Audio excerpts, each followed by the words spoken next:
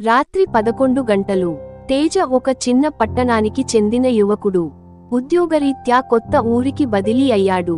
అక్కడ ఉండటానికి సరైన ఇల్లు లేక గ్రామం చివర ఉన్న ఓ పాత ఇంటిని అద్దెకు తీసుకున్నాడు. ఆ ఇల్లు చాలా రోజులుగా ఖాళీగానే ఉంది. తేజ ఆ ఇంట్లోకి తొలిసారి ప్రవేశించినప్పుడు ఇంటి వాతావరణం చాలా భిన్నంగా అనిపించింది. గాలి కూడా వేడిగా, గంభీరంగా ఉంది.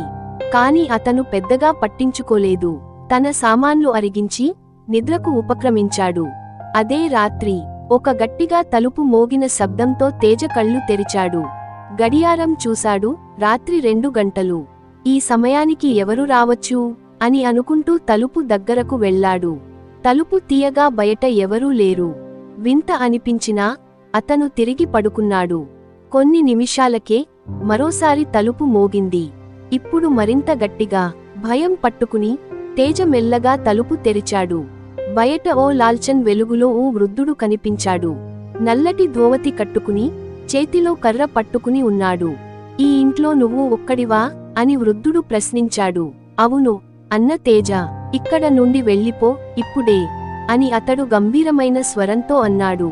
తేజ నవ్వి, నానా మాస్టారి, నేను కొత్తగా వచ్చాను. మీ ఊరిలో ఎవరినీ తెలియదు. ఏమైనా సమస్య ఉందా అని అడిగాడు.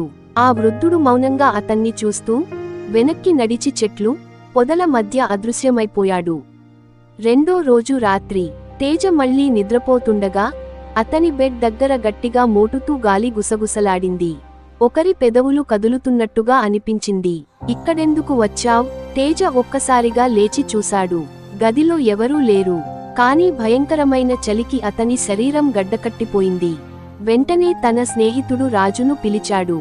రాజు ఆ ఇంటి గురించి గ్రామ పెద్దల దగ్గర విచారించాడు. వాస్తవం తెలుసుకున్నాక అతనికి చెమటలు పట్టాయి.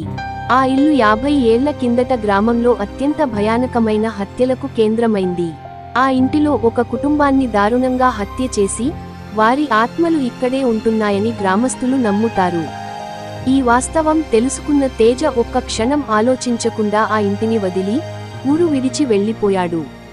ఆ రోజు నుంచి ఆ ఇంట్లో మళ్లీ ఎవరూ ఉండడానికి సాహసం చేయలేదు.